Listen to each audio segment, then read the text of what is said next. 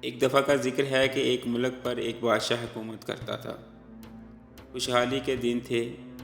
ایک دن بادشاہ کی ملاقات ایک درویش صفت بزرگ سے ہوئی۔ بزرگ بہت نیک اور پرہیزگار تھے۔ بادشاہ ان سے بہت عزت سے پیش آیا اور ملاقات کے آخر میں اس نے فرمائش کی کہ مجھے کوئی ایسی چیز تعویذ وظیفہ لکھ کر دیں جو انتہائی مشکل میں میرے کام آئے۔ بزرگ خاموش رہے، لیکن بادشاہ کا اصرار بڑھا تو انہوں نے ایک کاغذ کے ٹکڑے پر کچھ لکھ کر دیا اور کہا کہ اس کاغذ کو اسی وقت کھولنا جب تم سمجھو کہ بس اب اس کے آگے تم کچھ نہیں کر سکتے، یعنی انتہائی مشکل میں۔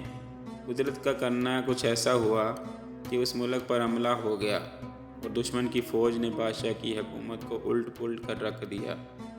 بادشاہ کو اپنی جان کے لالے پڑ گئے اور وہ بھاگ کر کسی جنگل میں ایک غار میں چھپ گیا۔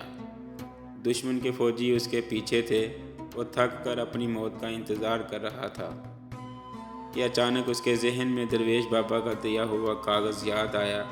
اس نے اپنی جیبیں ٹٹولی، خوش قسمتی سے وہ اس کے پاس ہی تھا۔ سپاہیوں کے جوتوں کی آہٹ اسے قریب آتی سنائی دے رہی تھی۔ اب اس کے پاس کاغذ کھولنے کے سوا کوئی چارہ نہ تھا۔ جب اس نے وہ کاغذ کھولا تو اس پر لکھا تھا، یہ وقت بھی گزر جائے گا۔ بادشاہ کو بہت غصہ آیا کہ بزرگ یہ کیا کھیل کھیلا ہے، کوئی اسم اعظم ہوتا یا کوئی سلیمانی ورد، لیکن افسوس وہ کچھ نہیں کر سکتا تھا۔ اس نے تحریر کو دوبارہ پڑھا، سہبارہ پڑھا۔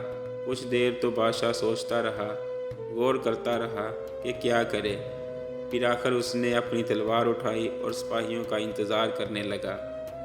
سپاہی آئے، اس نے مقابلہ کیا اور وہ بچ نکلا۔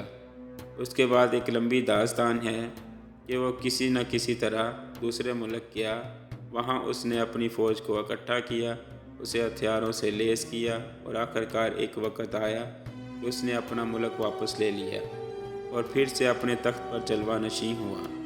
اس کی بہادری کے قصے دور دور تک مشہور ہو گئے اور رعایا میں اس کا خوب تذکرہ ہوا۔ اس کے دربار میں اور دربار سے باہر بھی لوگ صرف اپنی بہادر بادشاہ کو دیکھنے کے لیے آنے لگے۔ اتنا بول بالا دیکھ کر بادشاہ کے دل میں غرور پیدا ہوا اور وہ اپنی شجاعت پہ اور سلطنت پہ تھوڑا مغرور ہوا ہی تھا کہ اچانک اس کے دل میں بزرگ کا لکھا ہوا فقرہ آیا کہ یہ وقت بھی گزر جائے گا۔